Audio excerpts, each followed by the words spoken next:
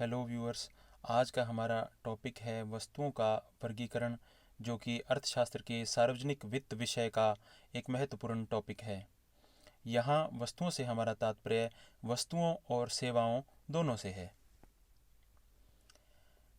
इस टॉपिक में हम देखेंगे मेरिट वस्तुएं, डीमेरिट वस्तुएं, सार्वजनिक वस्तुएं क्या होती हैं, निजी वस्तुएं क्या होती हैं, क्लब वस्तुएं कौन सी होती हैं और साझा संसाधन क्या होते हैं।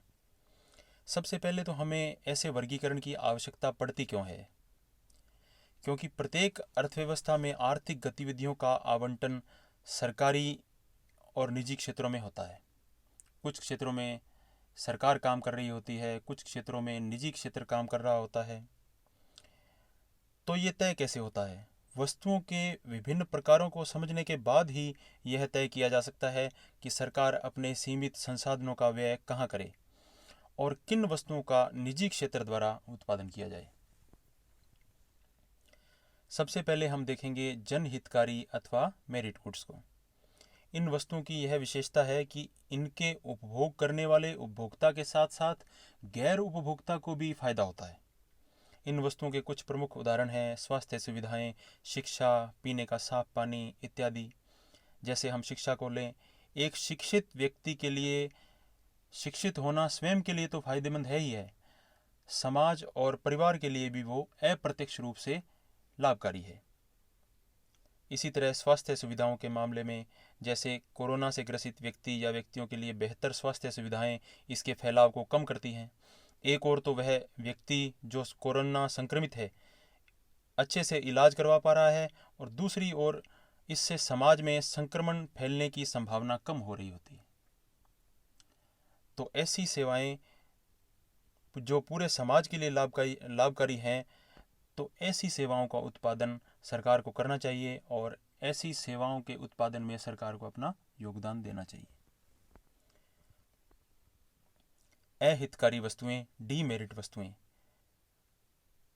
जनहितकारी वस्तुओं के बिल्कुल विपरीत ऐसी वस्तुएं जिनके उपभोग से उपभोक्ता के साथ साथ अन्य व्यक्ति अथवा व्यक्तियों को भी हानि होने की संभावना होती है। जैसे नशीले पदार्थ हैं। उदाहरण के लिए, एक शराब का सेवन करने वाला व्यक्ति जहां समय अपने स्वास्थ्य को नुकसान पहुंचाता है, साथ ही वह सामाजिक व पारिवारिक वातावरण को भी दूषित कर सकता है। तो ऐसी वस्तुओं के मामले में सरकार को अधिक से अधिक कर लगाने चाहिए, ऐसी वस्तुओं का उत्पादन हतोत्साहित करना चाहिए। अब हम देखेंगे सार्वजनिक वस्तुएं, निजी वस्तुएं, क्लब वस्तुएं और साझा संसाधन। इन सभी वस्तुओं के वर्गीकरण दो नियमों पर आधारित हैं। पहला, अपवर्जन का नियम। किसी वस्तु के मूल्य नहीं चुकाने पर उपभोग से रोका जाना अपवर्जन या वंचन कहलाता है। जैसे भुगतान के बिना आप मोबाइल सेवा प्राप्त नहीं कर पाते हैं। अप्रभावित उपलब्धता। अप्रभावित उपलब्धता से तात्पर्य किसी उपभोक्ता द्वारा वस्तु का उपभोग करने पर उस वस्तु की अन्य उपभोक्ताओं के लिए उपलब्धता में कमी नहीं होना। यानी एक उपभोक्ता किसी वस्तु का उपभोग कर रहा है लेकिन वो दूसरों के लिए कम नहीं हो रही है। जैसे सैटेलाइट टीवी सेवा। सैटेलाइट टीवी सेवा, एक व्यक्ति अपने घर में बैठा टीवी देख रहा है, परंतु उसके टीवी देखने से दूसरे हजारों व्यक्तियों के लिए टीवी देखने की जो सेवा है वो कम नहीं हो रही है। इसका मतलब उसकी उपलब्धता है वो प्रभावित नहीं हो रही है उसके उपयोग करने से। जो एक व्यक्ति टेलीविज़न देख रहा है उसके उपयोग करने से उपलब्धता प्रभावित नहीं हो रही है। अब इन्हीं दोनों नियमों के आधार पर हम एक चार्ट लेंगे और अच्छे से इसको समझेंगे। हम एक तरफ लेते हैं वस्तुओं के वर्गीकरण के लिए अपवर्जन का नियम और दूसरी तरफ लेते हैं उपलब्धता पर प्रभाव या अप्रभावित उपलब्धता के नियम को। सबसे पहले हम देखते हैं सार्वजनिक वस्तुएं कौन सी होती हैं। सार्वजनिक वस्तुएं वे होती हैं जहां अपवर्जन संभव नहीं है, यानी किसी भी उपभोक्ता को उस वस्तु का उपभोग करने से रोका नहीं जा सकता है, यानी अपवर्जन संभव नहीं है। और दूसरा, उपलब्धता पर क्या प्रभाव पड़ता है, उसकी उपलब्धता भी अप्रभावित रहती है, यानी उपलब्धता पर नहीं या बिल्कुल बहुत कम प्रभाव पड़ता है। सार्वजनिक वस्तुएं ऐसी वस्तुएं हैं जिन पर अपवर्जन का नियम लागू नहीं होता और उपलब्धता पर कोई प्रभाव नहीं पड़ता। पहली बात, उसके लिए कोई पैसे नहीं देने पड़ते, यानी अपवर्जन का नियम या भुगतान नहीं करना पड़ता। दूसरी बात, उसके लिए उस वस्तु का उपभोग करने से एक या अधिक व्यक्तियों के वो दूसरों के लिए कम नहीं होती। ऐसी वस्तु शुद्ध रूप से सार्वजनिक वस्तु होती है। जैसे फ्री टू एयर टीवी, सभी लोग उसको समान रूप से एक ही समय देख सकते हैं, कोई भुगतान नहीं करना पड़ता। ऐसी वस्तु है वो एक सार्वजनिक वस्तु का उदाहरण है। जैसे बिना टोल की एक सड़क है, उसमें सभी व्यक्ति आराम से आ जा सकते हैं, किसी के लिए भुगतान की शर्त उसके साथ जुड़ी हुई नहीं है, यानी भुगतान के बिना किसी को उससे वंचित नहीं किया जा सकता कि भुगतान के आधार पर कि उसने भुगतान नहीं किया है और उसने भुगतान किया है। भुगतान के आधार पर किसी को सार्वजनिक जो वस्तुएं हैं उनका उपभोग से वंचित नहीं किया जा सकता है। दूसरी तरफ उसकी उपलब्धता पर भी कोई प्रभाव नहीं पड़ता है। जैसे एक सार्वजनिक सड़क पर कितने ही लोग गुजरते हैं, तो एक व्यक्ति के प्रयोग से दूसरे के लिए वो सड़क कम नहीं रह जाती या कम उपयोगी नहीं रहती। अब हम देखते हैं क्लब वस्तुएं। क्लब वस्तुएं जिनमें अपवर्जन का नियम लागू होता है, लागू करना संभव है, परंतु उसकी उपलब्धता पर कोई प्रभाव नहीं पड़ता। जैसे उदाहरण के लिए हम लेते हैं टोल रोड को।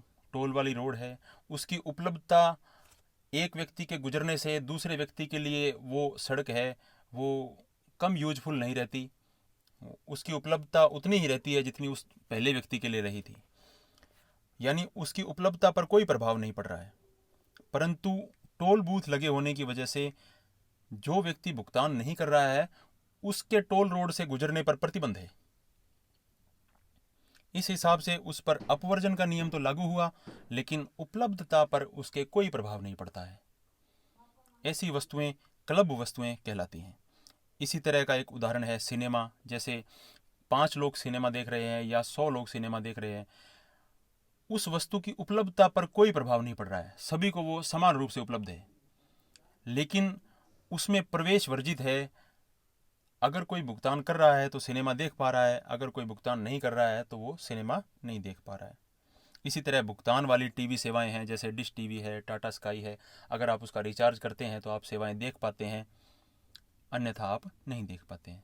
हालांकि आपके देखने या न देखने से अन्य उपभोक्ताओं के लिए वो सेवा कम नहीं हो जाती। अगर आप उसका उपयोग कर रहे हैं तो दूसरे उपभोक्ताओं के लिए वह सेवा कम नहीं हुई। इसका मतलब उस पर उपलब्धता पर कोई प्रभाव नहीं पड़ता। अतः ऐसी वस्तुएं क्लब वस्तुएं कहलाती हैं। अब हम देखते हैं निजी वस्तुएं और साझा संसाधनों को। साझा संसाधन ऐसे होते हैं जहां अपवर्जन का नियम तो संभव नहीं होता, यानी किसी को रोका नहीं जा सकता है। जैसे समुद्र में मछली पकड़ने से किसी मछुआरे को आप रोक नहीं सकते हैं। कोई सरकार का प्रतिबंध नहीं होता है कि अमुक मछुआरा जाएगा या भुगतान किया, बिना भुगतान के ही सभी वहाँ मछली पकड़ने के लिए जा सकते हैं। परंतु बड़ी मात्रा में मछुआरों के मछली पकड़ने से उसकी उपलब्धता है वो समुद्र में मछली की प्रभावित होती है। ऐसे संसाधन साझा संसाधन कहलाते हैं। आप अपने गांव के तालाब से भी उदाहरण ले सकते हैं कि गांव के तालाब में मछली पकड़ने पर कोई प्रतिबंध न हो तो मछुआरे उसमें मछली पकड़ सकते हैं, उसके लिए उनको कोई भुगतान नहीं देना है।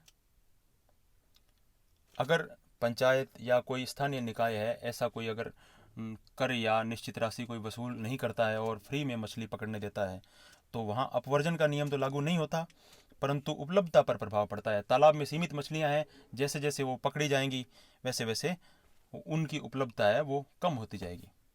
इसी तरह लाइब्रेरी की पुस्तक है। सार्वजनिक लाइब्रेरी में अगर आप पुस्तक लेने जाते हैं तो आपको कोई एक राशि तय नहीं है कि आपको कोई राशि का भुगतान करना है। आप राशि का भुगतान नहीं कर रहे हैं, यानी अपवर्जन का नियम आप पे लागू नहीं होता है। कि आप भुगतान कर रहे हैं या नहीं कर रहे हैं, इस बात से आपकी सेवा लेने पर कोई प्रतिबंध नहीं है, अपवर्जन का नियम लागू नहीं होता, परंतु उपलब्धता प्रभावित होती है। सीमित पुस्तकों वाली इस लाइब्रेरी में अगर कोई व्यक्ति एक पुस्तक ले गया तो अन्य व्यक्तियों के लिए वो पुस्तक कम हो गई। इसी तरह हम देखें निजी वस्तुओं को। निजी वस्तुओं में ये दोनों चीज़ें, अपवर्जन का नियम संभव होता है, यानी जो भुगतान करता है वही इस वस्तु या सेवा प्राप्त करता है, और उपलब्धता पर भी प्रभाव पड़ता है, यानी सीमित मात्रा में उत्पादन होता है, बाजार में सीमित मात्रा में वस्तुएं उपलब्ध होती हैं, जैसे जैसे उपभोक्ता खरीदते जाते हैं बाजार में स्टॉक कम होता जाता है, यानी उपलब्धता प्रभावित होती है। ऐसी वस्तुएं जिन पर अपवर्जन का नियम भी लागू होता है और अप्रभावित उपलब्धता का नियम भी लागू होता है, ऐसी वस्तुएं निजी वस्तुएं कहलाती हैं। आशा है आपको अच्छे से समझ आया होगा। बहुत बहुत धन्यवाद। पूरा वीडियो